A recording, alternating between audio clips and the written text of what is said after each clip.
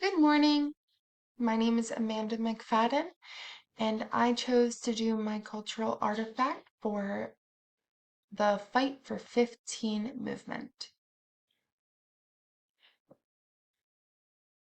So, what was the Fight for 15 movement? In April of 2015, a bunch of underpaid fast food workers had voiced their concerns and demanded that they be paid more for what they were doing for work. Around 200 New Yorkers had walked out of their 20-plus restaurants.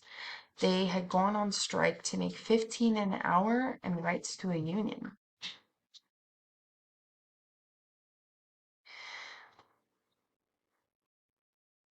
It took many years to actually fully be finished, and in the end, it was never actually fully finished.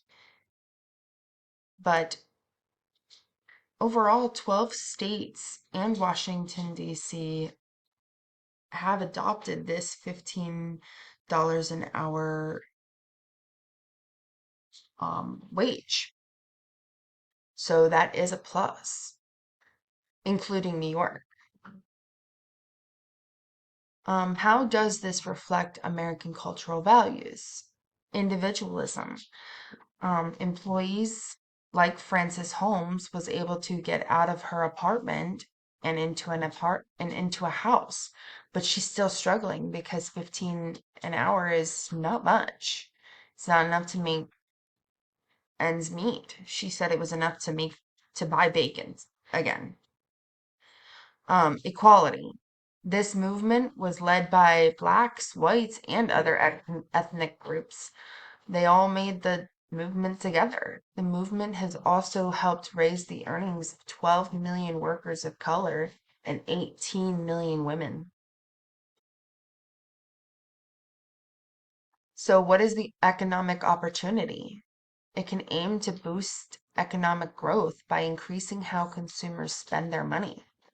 It can also reduce poverty by raising the incomes of lower wage employees. So, who will benefit from the Fight for 15 movement?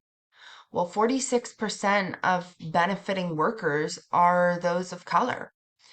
And most of the employees actually ranged from age 20, and most of them being age 36. 27% of them were parents. But who is excluded? Most of who's excluded would be the tipped workers. Tipped workers, the federal minimum wage may be $7.25 an hour. However, for tipped workers such as waitresses, waiters, servers in general make significantly less than that.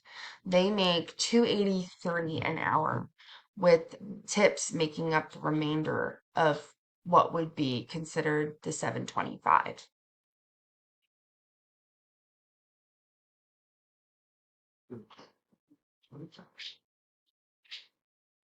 Overall, the Fight for 15 movement was an extremely powerful movement in results that a lot of states actually did manage to raise their hourly wages and chose to go with a higher rate. And it may not be for every single state. However, a lot of the states, well, some of the states actually did do this movement, and some of them even went above that, including Hawaii, which Hawaii is said to go um around $18 an hour by 2028. So hopefully we'll see that soon. But thank you so much for joining me and listening to my pod my presentation. I hope I was able to teach you something.